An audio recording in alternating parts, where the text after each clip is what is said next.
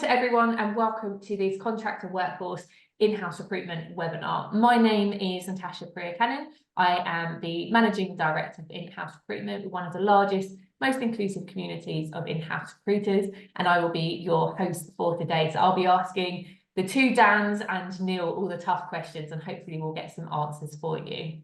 So thank you for joining us first and foremost, and a very special welcome to our panelists that we have joining us today. So just for some added confusion, we've got two Dans on today's session. So we've got Dan Birmingham from TalentWorks and Dan Haslam from Giant Group. And we've also got Neil Purcell from TalentWorks as well.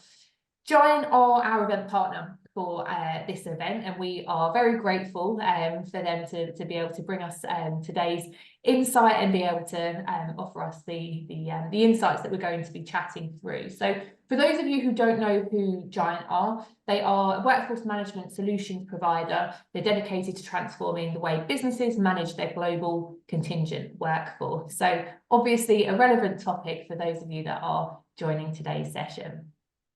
So over the next 45 minutes or so, we're really going to be looking at how talent teams are continuing to diversify their channels to access talent, and contingent workers are increasingly forming a larger part of the workforce. So many TA teams have traditionally used recruitment PSLs to attract temporary talent. However, increasingly, TA teams are looking to bring this in-house, and it's one of the first trends that we'll be looking at in a second. So this morning we'll have a few topics that we are looking to cover, so mainly split up into four different areas. So market trends and the contingent labour's upward trajectory, as we just mentioned. The TA team structure, so it's quite an interesting model and how to manage it. So temp versus perm, the MSP, direct sourcing, and also agency use. The third topic is really going to be around understanding the tech requirements and also the benefits that they can bring. And the final piece, which is always an interesting one when it comes to the contingent workers, is employer brand and its impact on those workers as well. So we can envisage that there's going to be a lot of questions, especially from your registrations. We know there was a number of questions that did come through.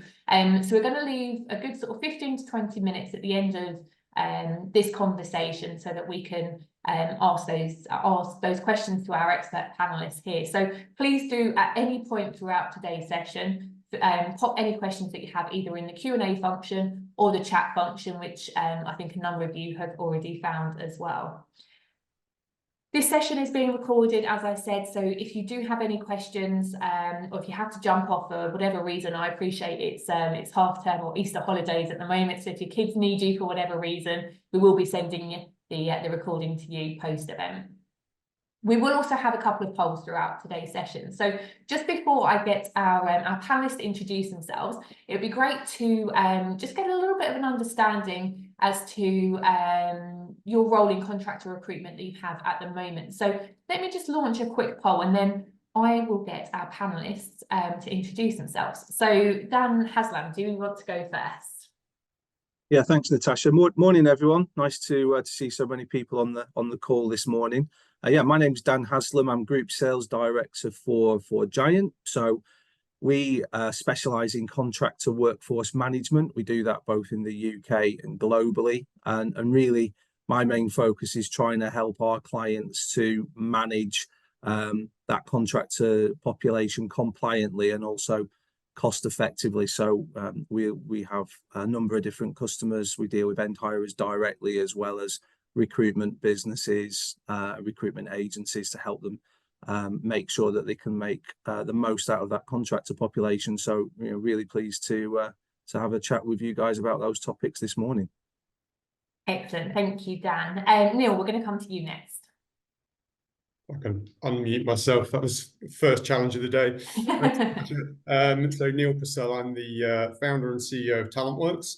And TalentWorks is a global RPO, MSP and employer brand business.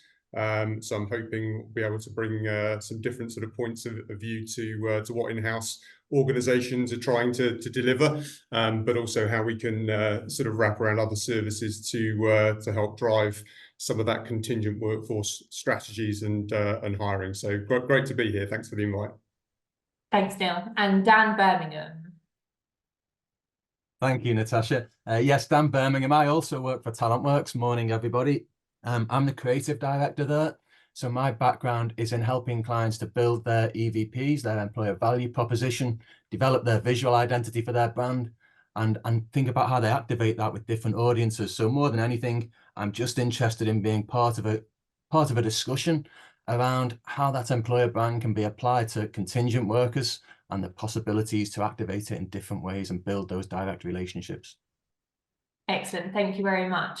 So just before we get stuck into the questions, let me share the results with you so you can kind of see exactly who we've got on the phone call. So 84% of you do currently manage your contractor workers in-house, and the majority of you have circa sort of 0 to 25 contractors in your organisation. So it's around sort of 44%. Some of you have got 100 plus. And then sort of equal-ish kind of numbers in the areas in between as well. So hopefully that's of interest to our panelists to understand who we've got on the call there. Excellent. Perfect. So let us both begin then. So Dan H. So if I start getting too many Dans, and Neil, if I start calling you Dan as well, apologies in advance. We've got a couple of Dans on the panel. So let's first start looking at the current market trends and the increasing usage that we're seeing of contingent workers. Could you just give us a little bit of an overview, please, Dan? Yeah, sure. Happy to kick things off. Well, I don't think I'll be saying anything that would be a surprise to any of the TA guys on the call today, but I don't know if you've noticed, but there's quite a bit of talent shortage out there in the market at the moment. And those skill shortages are reported only getting getting more acute.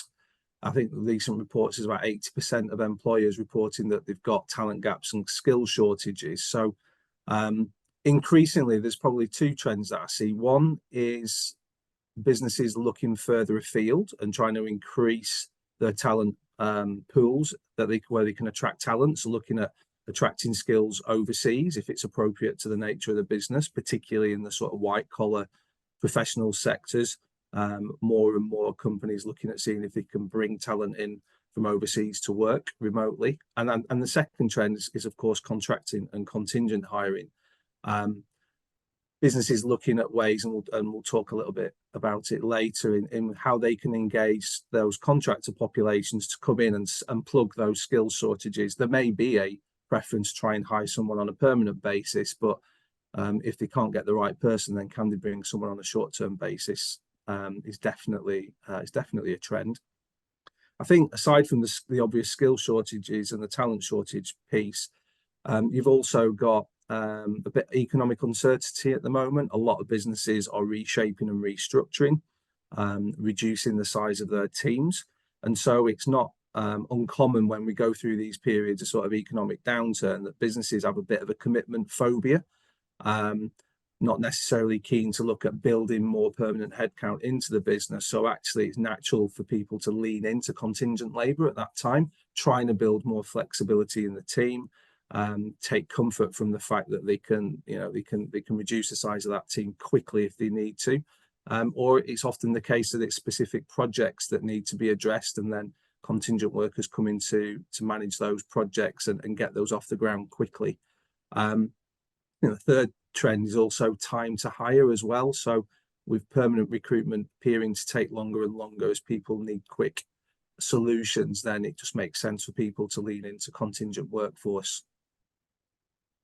Yeah, absolutely. And it's quite interesting to hear some of the sort of current trends and the impact that they have, obviously not only on contract workers, but it's sort of it's similar in the perm space as well. What are some of the long-term trends that we're seeing with the use of contingent workers in the market at the moment as well?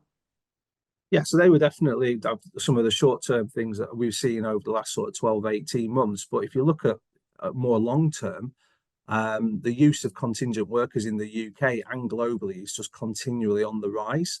So I think Office of National Statistics saying that there's about 4.2 million people in the UK currently deemed as self-employed.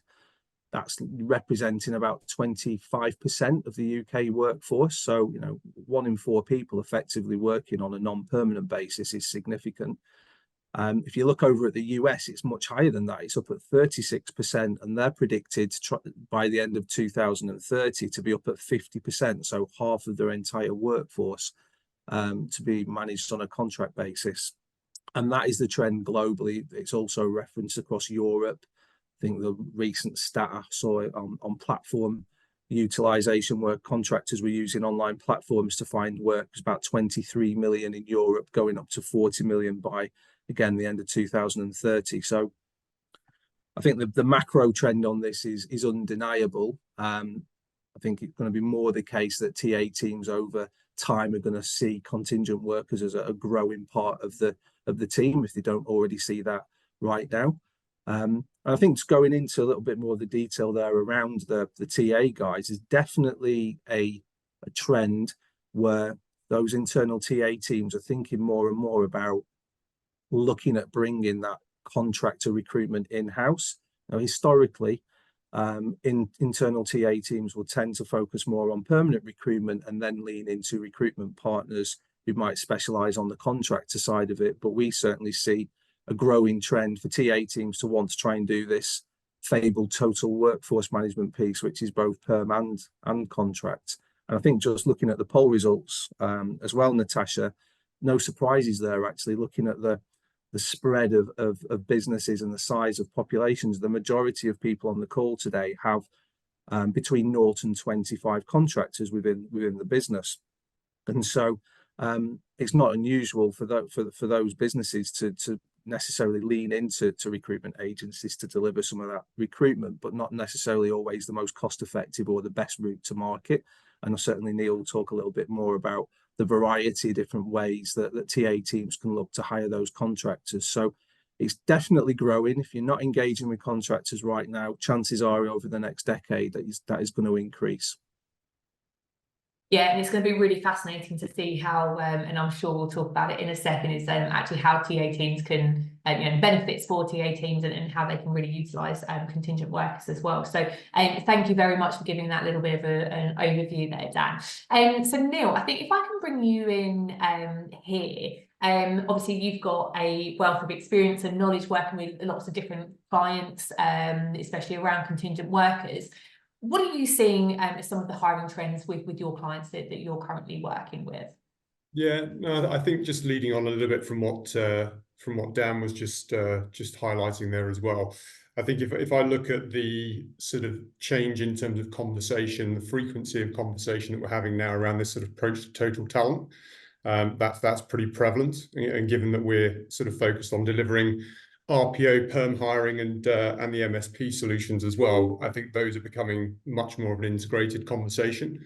So if I look at the sort of the real threads that I'm hearing from the teams and some of our customers, it is really actually looking at how they can develop and deploy a total talent approach to blend contingent and permanent workers, but then also looking at what are the tactics behind that. So if I look at one of the biggest trends in conversations that we're having at the moment, it is actually how you can adopt more of a direct to talent type model.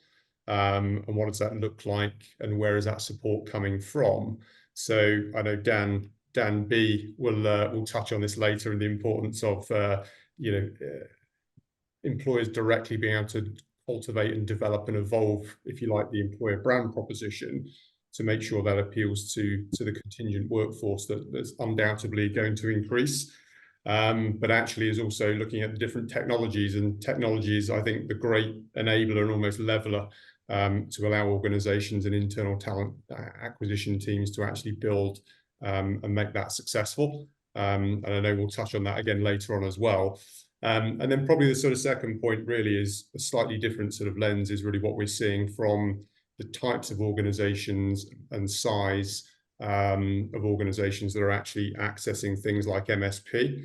And that sort of tells me there's been a real sort of shift, I guess, in terms of mentality. And I think the MSPs have had to and will continue to struggle, I think, some of the larger ones. But if we're looking at where we sit, for example, we're seeing a lot more people looking at accessing that when they're getting to 5, 10, 15 million of contingent labor spend, and actually looking at what do I really need to focus on here now? What's the value from an MSP partner? And I think MSP has always been that sort of don't go anywhere near it unless it's a master vendor solution and you've got hundreds and hundreds of contractors. I think that's changed quite dramatically. And I think we'll touch on that a little bit throughout these conversations, but I think who are accessing that and why, especially when you're looking at driving cost savings, more efficiencies through the sort of talent acquisition phase, but also making sure that you're wrapped up and buttoned up on things like risk and compliance, which is obviously a real sort of hot topic and trending conversation that we're seeing. Yeah, definitely. It's that sort of risk and compliance. I know when we've launched some polls, anecdotally, risk and compliance is one of the sort of biggest challenges that TA teams have with contingent workers. So thank you very much for that overview there, Neil, as well. It'd be great to talk a little bit more around that total workforce management. I think it's a really interesting piece on that side. What we are going to do now, though, is we are going to move on to our second topic, really around how TA teams can structure their sourcing strategies and the various options available for sourcing contract workers. And obviously this leads into the MSPs and why people use agencies, etc. It's a big challenge. What I'm going to do just before we bring Dan B in is just launch a very quick poll again, just to understand where some of your talent attraction strategies or a sort of best place at the moment. So you should have that poll coming up now. So what method of talent attraction do you use for your contractor recruitment? And feel free to select as many as are applicable for you. We'll just give it 30 seconds or a minute or so for you.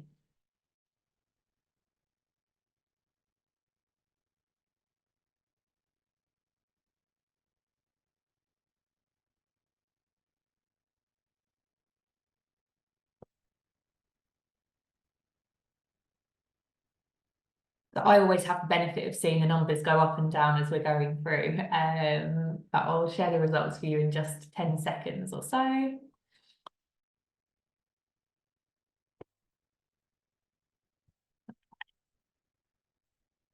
Hopefully you can see the results there. Dan B, I'm actually going to bring you in here if you just want to sort of touch on the results that you're seeing at the moment, and then perhaps just sort of talk us through some of the available ways that you're seeing sort of TA teams looking at attracting contractors. Yeah, of course. Thank you, Natasha.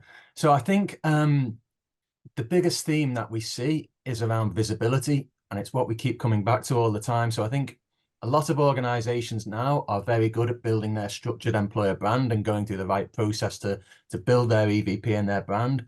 But how that's then activated is always the challenging part, and particularly in relation to contingent workers. As you take that brand out into the market and it goes through agencies or it goes through an MSP, it can be diluted and the messages can change and they can be communicated in different ways.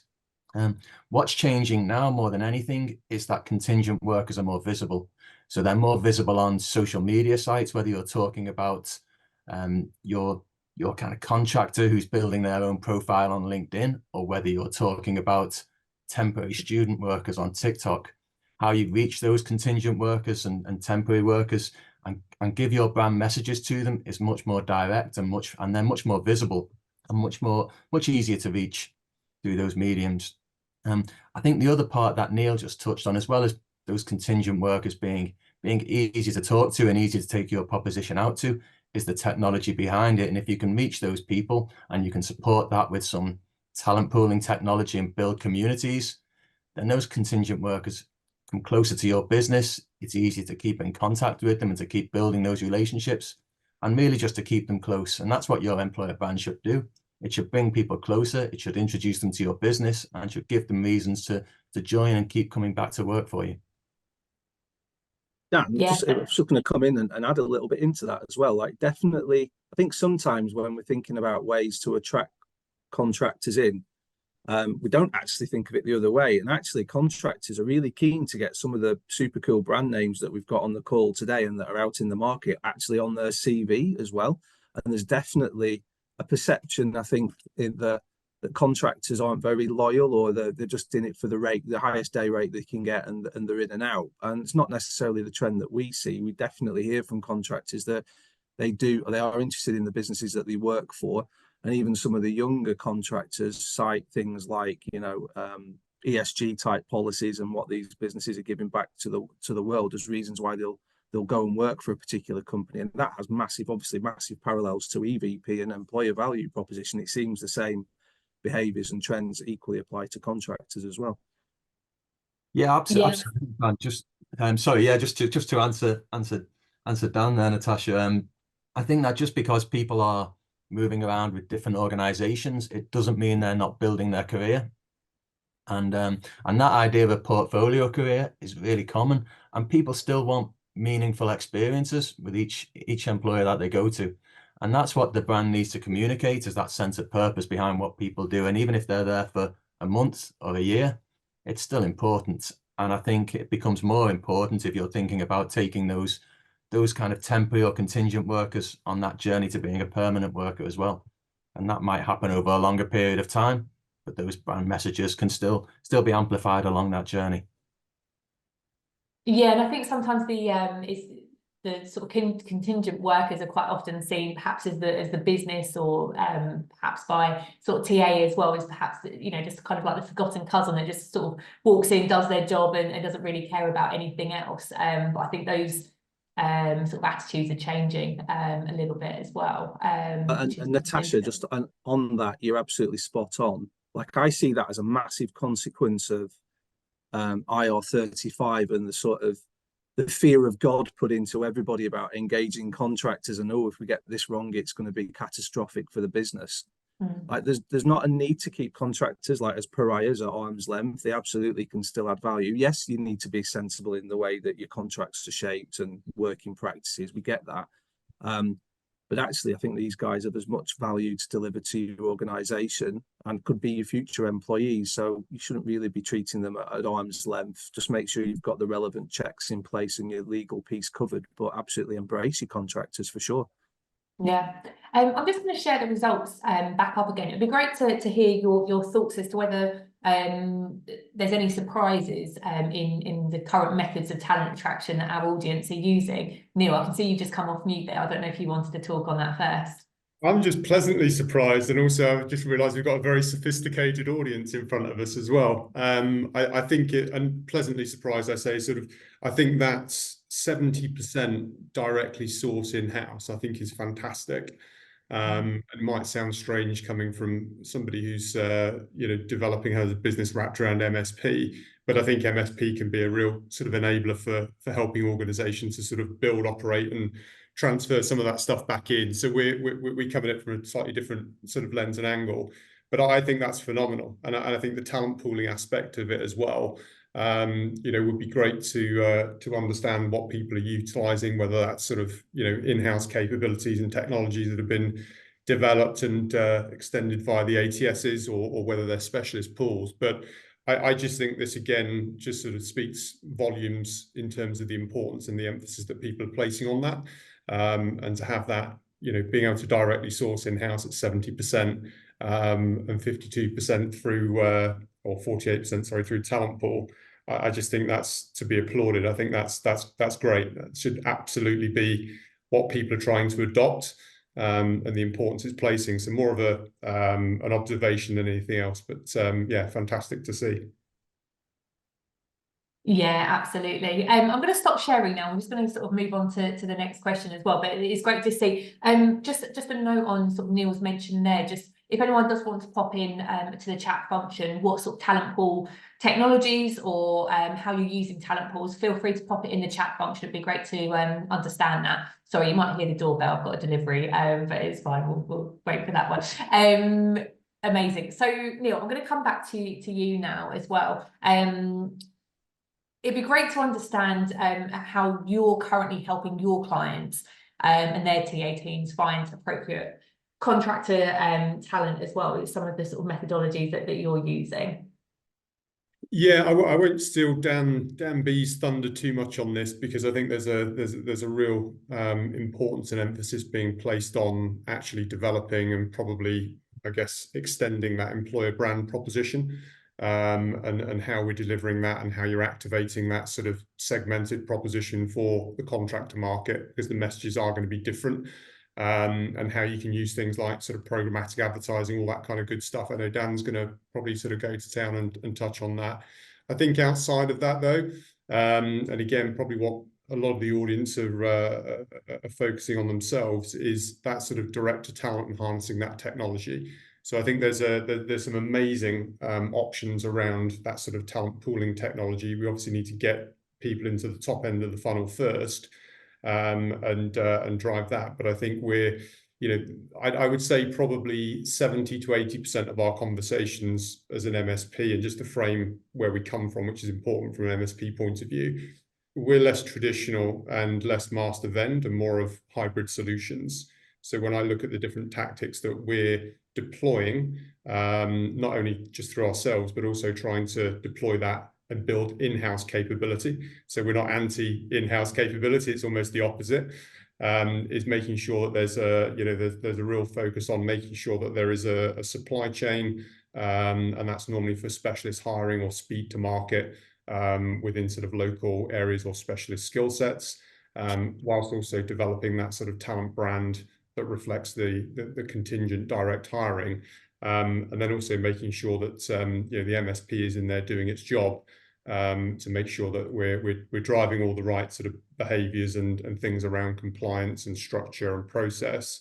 But at the same time, we're actually here to almost navigate and steer on that journey, but to open up different options and capabilities for in-house talent or in-house talent teams to sort of coexist in that environment. And that's quite an interesting sort of take from our perspective. So from a sourcing standpoint, it is traditionally agency, MSP, direct fulfillment, but now more so actually looking at being able to build on and activate that talent brand. And I think we'll come on to it a little bit later on, but the importance of looking at these talent pooling technologies where, you can really sort of cultivate and develop and build these communities. I think that's largely where 40 to 50% of hiring can come from, especially in instances where maybe there's less than 200 contractors a year within an organization. I think there can be above 50% reliance on, or 50% less reliance, if you like, on external partners, and being able to utilize those technologies. And as long as you've got a platform that you can build and engage with that community, I think that's super important. And I think we'll come on to it a bit later on and go into a bit more detail. I think Dan H is probably itching to add to the comments there. No, I agree. I echo exactly what you said. We've obviously got thought leaders on the other side of the fence on this, haven't we? On the basis of the poll results we got there, the guys are clearly leading into multiple different ways of attracting talent within contingent, which I know TalentWorks are big advocates of as are we. Like, you should have access to as many different available talent sources as possible. And I think if we start moving to talk about MSP a little bit, like, you should be in a position where the MSP embraces that. Right? The MSP would want to facilitate the best talent available for that organization, not necessarily them cherry pick the best roles for them to recruit for, which unfortunately can sometimes be the case on some programs. I think trying to be as agnostic as you can, letting people have access to all different routes, but then also thinking about the process of the onboarding and the payroll and making sure that that is a consistent process. Doesn't matter whether someone's come through a direct referral or through a recruitment PSL or through a talent pool, but actually just trying to think about that onboarding process being as slick as possible. I mean, that can be one of the dangers sometimes in MSP programs, which are often built on multiple layers of suppliers, is sometimes that candidate journey can get a little bit lost because people are going through a variety of different routes. They might be submitting multiple timesheets. So just trying to think through that to get a process which is friendly for the contractor is important. I think, again, Neil, you were touching on it earlier around MSP. Like, everyone kind of thinks it's the preserve for only the big businesses. We need at least 100 contractors to get any value from this. It's absolutely not the case. We'd advocate if you've got 10 contractors within your business, then it's potentially something to look at. An MSP doesn't have to be these big master vendor arrangements. We could simply just be talking about a supplier who helps bring those component parts together to create an efficient process. If you look at the day rates that some of these white collar contractors can be paid, like you only need a handful of them before you're looking at 4, 5, 6 million pounds worth of spend. And it constantly amazes me when we speak to hirers directly and ask them the first question, how many contractors do you have? No one knows truly that they would be able to hang their hat on that number unless they've got a process in place, or unless they've got some technology in place to actually manage that. And of course, if you can know the size of the program, then you can start to control it a little bit. But it's definitely not the preserve for the big guys. There's technology available out there that will allow businesses that have got the sort of level of contractors we're seeing from today's session be able to access and get the benefits. Yeah, thank you, Dan and Neil, on that point. I think it'd be good to move on to the sort of tech point.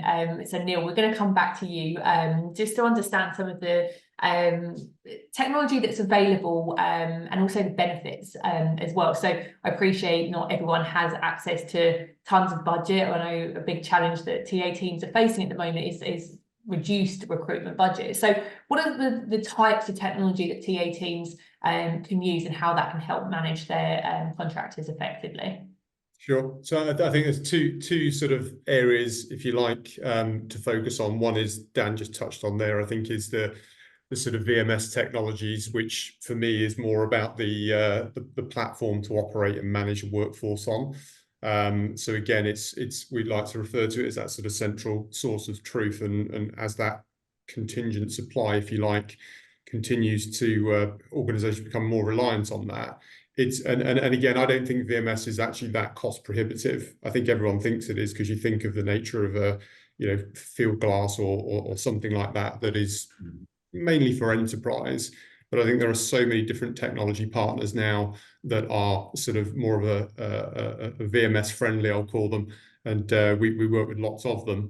But in terms of having that sort of platform, so again, you can build standardized processes on that, which I think are really important. I think that helps with reducing sort of cost and efficiencies, and making sure that not only the workers have a really sort of slick onboarding process, but actually it's the internal hiring community as well. And there's a lot of organizations that are using MSP and are not using MSP that I think now are adopting that sort of VMS platform to drive some of those important sort of strategic objectives, but also to have complete visibility over the workers and the spend. And I think that's probably really the most important and prevalent part of it. And it sort of leans in a little bit as well as to getting the house in order around, if you are using, for example, part reliance on a supply chain and the agencies, is to make sure you've got things like workflows standardized, that all of that spend is being captured, and there is a process for those partners to follow, which allows the business to capture all that important information, time to hire, onboarding, offboarding, but also making sure that we're clear on sort of standardizing things like margins and harmonizing sort of rate cards and things, which I think where most of the cost savings are coming from. And I think that then allows the organizations to drive a better, more motivated supply chain, but actually drive pretty major cost savings. I think on average, for example, we're seeing between 6 and 12% cost saving. And that's after our fees, for example, as an MSP, in terms of gross annual spend on contractors. So you got 10 million of spend. It's not that difficult to get through to that point, and you're saving between sort of 600,000 and 1.2 million, which then actually can be leveraged and moved to look at adopting VMS technology, but also probably things like talent pooling technology, which is probably the most in demand and top of mind conversation that we're having. And the importance there, I think, is to find one that that really helps you to manage the communities. So I think the mistakes that we sometimes make is that we're driving so much activity top of funnel to fill jobs, and then thinking, actually, well, we need this talent pooling capability here, so you can automate processes, you can have an engaged community. And some of the great platforms that are out and about now, where not only you can post a job to your community, but you can also sort of automate, if you like, the sort of what I call the top end of the process, where contractors can go in, they can update their own profiles, they can update, what sort of work they're interested in, but also what work they've just completed. And you can integrate things like some great AI matching tools. So as soon as you post a job, you're not just waiting for people to apply from that community. The AI is doing the matching for you and serving that up to your in-house recruiters, which I think is probably where I see the biggest adoption at the moment in terms of the two technology pillars is VMS and talent pool. Yeah, brilliant. Thank you. Dan, you might be sort of touching on this in a second, but I think it'd be really good to understand as well, especially for TA teams that are likely to be working on sort of perm workers as well as contract workers. Some of those tools and technologies that are available, are they fit for purpose for both, or do you have to just get one technology that's only and solely for the contingent workforce? Or can you utilise some of the tools and techs that TA teams have part of their perm tech stack already? Neil, do you want to comment on that? You go ahead, Dan. Sorry, I feel like I've been monopolising too much of the conversation, but I think just in brief to answer, I think the importance is being placed on the acquisition and management of those sort of talent pools, and I think that's where. But because it's reasonably new, and some people, and I say reasonably new, it is a new concept to a lot of organisations that we're talking to. So getting that right is important, and it's not just about having the tech either. It's actually about having the strategy to, we've touched on it already, develop the employer brand, have a little bit more elasticity in that. What channels am I using to connect with those and build those talent pools? But then more importantly, the emphasis on placing, and do we have the resource internally to actually manage and develop and nurture that talent pipeline? So. Yeah, I think I'd add into that. I'd say tends to be the case that at least the VMS technologies is very much contingent workforce focused, but in terms of the search and selection piece, and I think that absolutely you can use concepts like talent pooling or ATSs that will straddle both perm and contracting. To be honest, though, the one that the piece of technology that I see used most to utilize seems to be Excel. Like whoever designed Excel, Microsoft did well there, didn't they? Everyone seems to lean into that for whatever project is needed to be used. I'm not sure I'd advocate Excel as a good workforce management tool, but it does seem to be used by many businesses. Not particularly recommended. It doesn't give you the ability to have live updates and understand data points, and data is the key bit here. I'm sure TalentWorks could talk a lot about being able to capture data to feed back into them making decisions around your TA strategy, which you simply can't do if you're just trying to look at tracking using Excel spreadsheets. I was just thinking as Neil was talking just around a technology and the use of it. We're all bombarded, I think, by technology solutions for everything, and it's always about making sure it's got a purpose, and you can easily answer to the person that's using the technology, well, what's in it for me? So if I think about this scenario, hiring managers, as we all know, will go off and do their own thing and find the path of least resistance to bring talent into their part of the business. It'll either be via a recruitment business that they've got a favourite with, or it could be through SOW because that's seen as an easier route to pull in workers. So I mean, to make sure that everyone's bought into the reasons to why the business is adopting technology is key. So for a hiring manager, the speeding up the time to hire process, giving them these data points back to enable future recruitment, creating a talent pool that means that the time to hire can be much shorter than it would normally be, has to continuously be fed back to the business to make sure that people engage with it and adopt the technology. I think specifically around VMS, absolutely agree with Neil. The big solutions, the SAP Fieldglass solutions, very much viewed as the domain of enterprise. This is going to cost us £40,000-50,000 to implement and take 6 months. Like, you don't need something like that to manage a contingent workforce population. It can be done, and there's technology out there at a much reduced price that is more than capable. You probably only need to use a couple of different parts of it. Don't need the full technology adoption. I think there's a lot of overselling that goes on around the software, around this contingent workforce piece, which maybe was partially to blame for. But I think there's options out there, but keep it simple. Like, what's the headline? Are you trying to address a talent shortage issue, or are you trying to tackle a control, a cost, a compliance risk? And keep coming back to those strategic objectives, because when The big challenge comes when on technology is getting the C-suite or the SLT to actually lean in and sign this off. You know, keep a key focus on what's the strategic objective and track that with measurables once you've deployed the tech, and then play that back to your senior leadership team, and that increases the buy-in and makes sure that the technology is there to stay. Yeah, it's really keen. I know Neil mentioned some sort of cost savings as well. I think that will go down incredibly well with the FD, if you can sort of showcase any cost savings as well. So we are going to move on to our final topic. We're running perhaps a little bit behind, but I think it's a really important one around the employer brand and its impact on contingent workers. And traditionally, I know employer brand isn't thought of when you think of contractors, so it's a bit of a sort of shift in mindset on this one.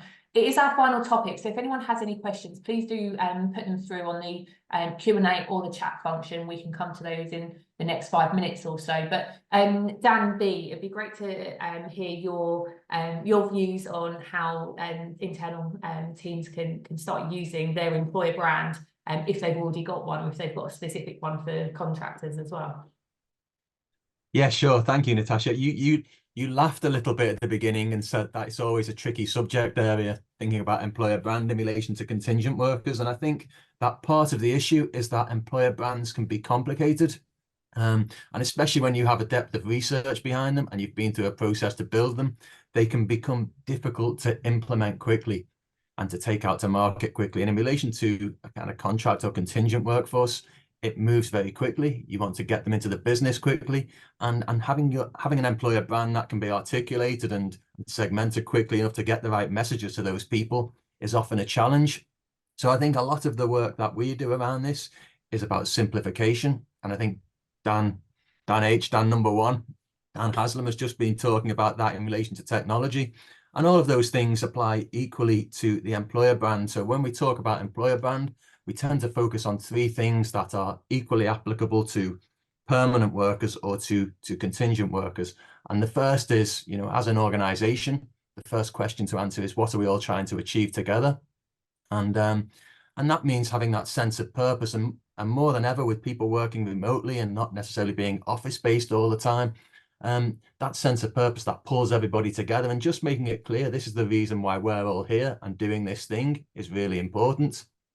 Once you have that in place and you've answered that question around what are we all here for, the second part of that is how are we going to get there? How are we going to achieve it? If we have all these skills and all these people together, then what values and behaviors do we all need to share to help us to achieve that goal? And then finally, last but not least, and this is where it segments out for contingent workers or for permanent workers or for the kind of different job groups, is what's in it for me.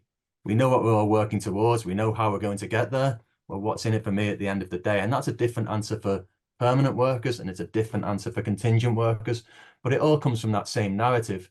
So your permanent workers might want to understand more about what we're all working towards together and what the long-term vision is.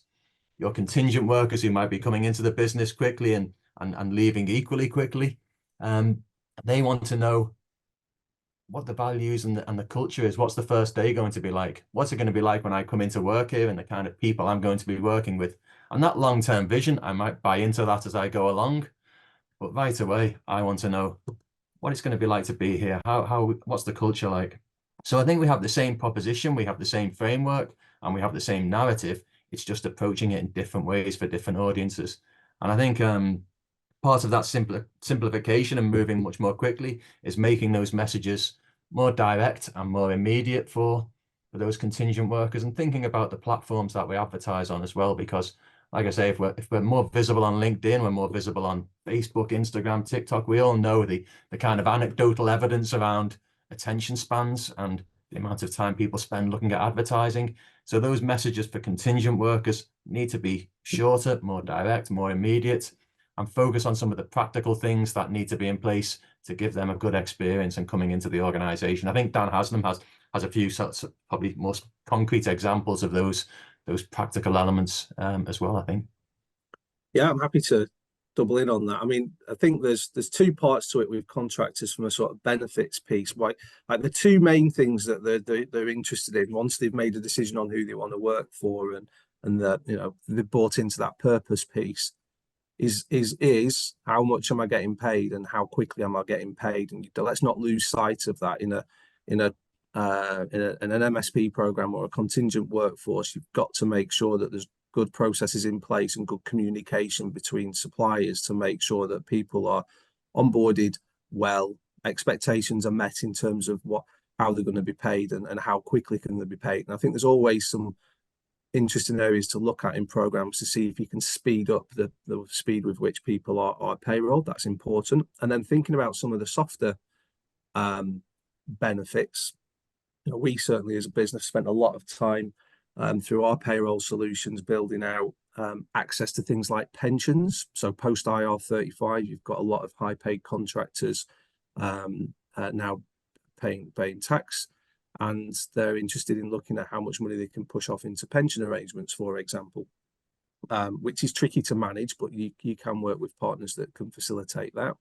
And also thinking about, other employer reward type schemes that you can bring in, that sort of things that you would offer to your permanent workforce, but could also be extended to your contractor workforce, or extended by a supplier who you engage with to manage those contractors on your behalf. So at the end of the day, if the contractors enjoy working with you and have a positive experience, then Neil mentioned it at the beginning, your best source of talent, one of your best sources of talent, is your existing contractors that you've already got in the business, because these guys are heavily networked. There's even websites out in the market where they'll comment a bit like Glassdoor for contractors on who was good to have an assignment with and what have you. So if you can look after those guys, they'll actually become a really important source for your next contractor to hire, as long as their experience is a really positive one.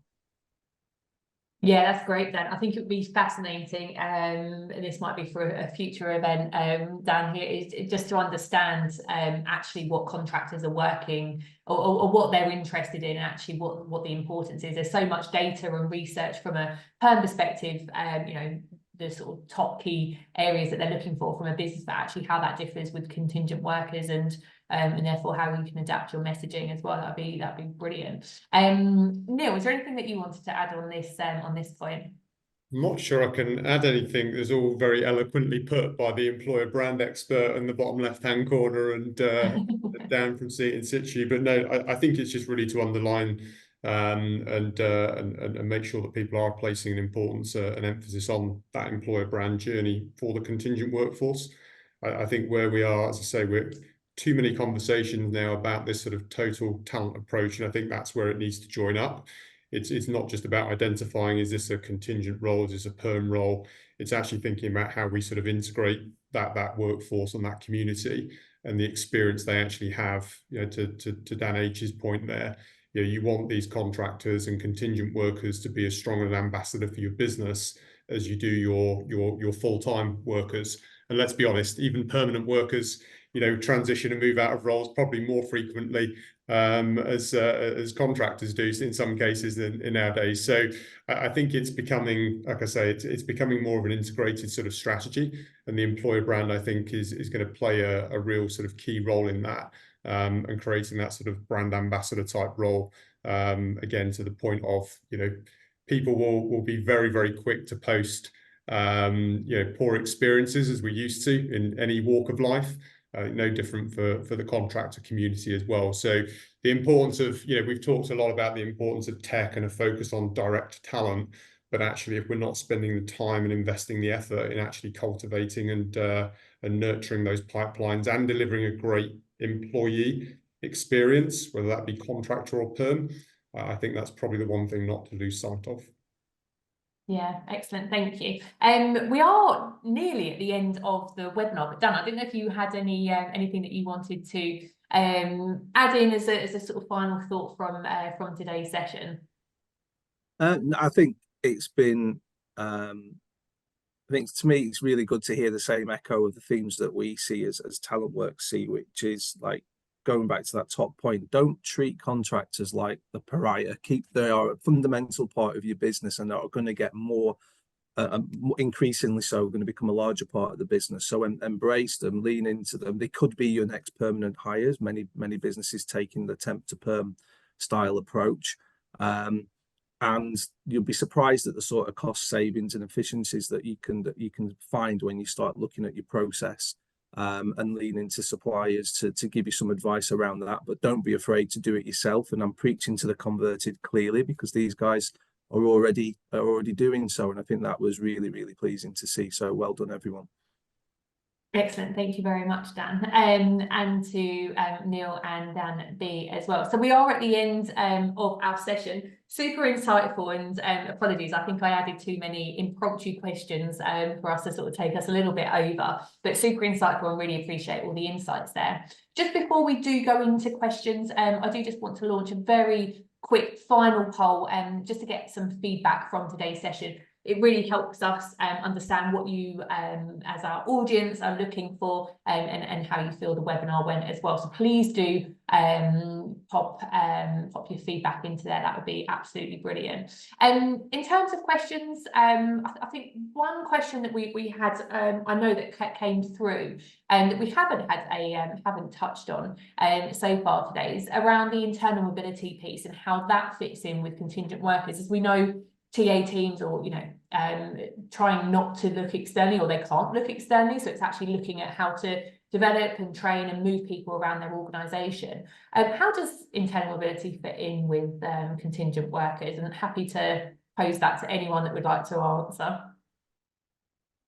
I'm happy to have a think about it. I think it's probably slightly the reverse, really. Like from a contract, the people usually engage with a business as a contractor initially, and then are brought in as a permanent resource. I think in terms of moving someone from one part of the organisation to make them a contractor into another organisation, I said I wouldn't go too much about compliance and risk, but obviously you do need to think carefully about doing that from a disguised employee perspective. I think more broadly, in terms of like internal mobility, I would say we do it in our business a lot, giving people the time where they may have the right approach to work in a certain part of the business, is giving them the time to actually build up wherever the skill gap might be. I think often when we see people moved around in organizations, there may be an expectation they're going to hit the ground running immediately, but that's not necessarily the case. And are those people, whether they're contractors or permanent people, afforded the necessary level of time to be able to be, really effective in the role? So I think often people look at hiring a contractor because they'll think it's a quick plug and play, but if you're moving someone internally with a business, just give them the time necessary to be able to upskill so they can deliver in the role. Don't expect it to happen overnight. Yeah, excellent. Neil or Dan B, anything to add? No, nothing major there. I think internal mobility, it's strange actually. I was having this exact conversation with one of our customers yesterday, who was actually asked me the question as to whether we could look at extending and developing a talent pool of internal capability and start to understand actually how do we source internally. So not just sort of creating a pathway for success to sort of say, look, we are promoting and are proud of looking at creating internal mobility, but actually how do we look at addressing the skill shortages with talent that we already have in the organization? And similar to what we were talking about, that sort of talent pool tech is adopting that across the whole workforce. So it's an area that I think people are looking to explore and utilize, but also to try and actually map and understand the skill sets that are available in the business rather than just always looking externally. So yeah, absolutely.